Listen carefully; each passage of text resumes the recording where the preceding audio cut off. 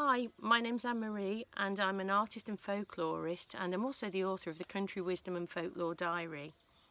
Folklore is something that was passed on between people and is still passed on between people from generation to generation, family member to family member, friend to friend. And in this spirit, I'd like to pass on some folklore with you today about Easter.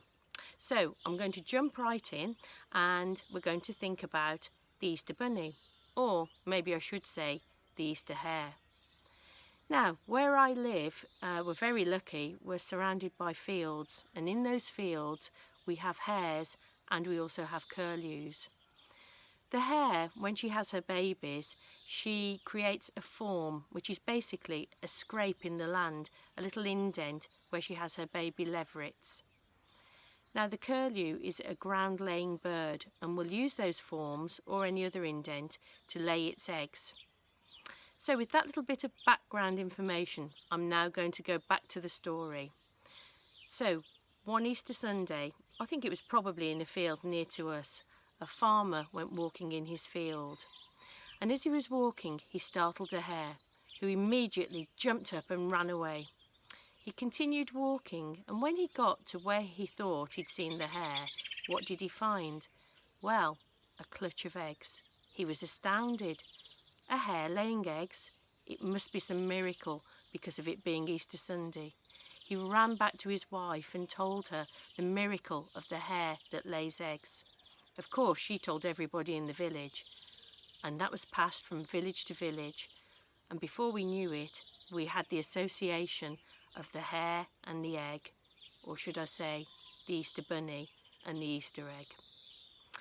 There's also another link that might possibly explain the Easter Bunny a little bit more, or again, should I say, the hare.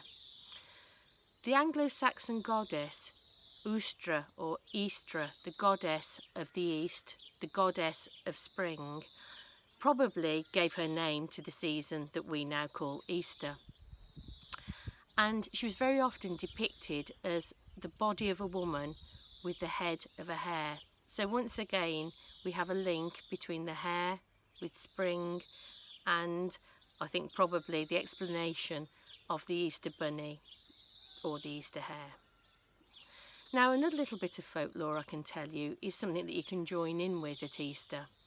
On Easter Sunday morning, it's said that if you rise nice and early, sunrise, and look at the sun, what you'll see is the sun jump for joy 3 times. Lots of people used to go and have a look at this at the top of the Wrekin Hill, which is in Shropshire. There's lots of folklore that relates to people having gatherings, which sadly we can't currently do, but to see this phenomenon. Equally, some people were frightened to look at the sun, so what they would do is gaze into a pool to watch the sun jump for joy 3 times. So there's something maybe you could try. If you've enjoyed this folklore and you'd like to hear more, I'm working with a group called Folk, who from the 1st of May is going to be posting all sorts of things related to Shropshire folklore. We're going to be having musicians, storytellers, craft workers, all sorts of things. So please do join us on our Facebook page, Folk, and also please keep a look on my Facebook page, Talking Trees Books. And all I can say is have a wonderful Easter. Bye-bye.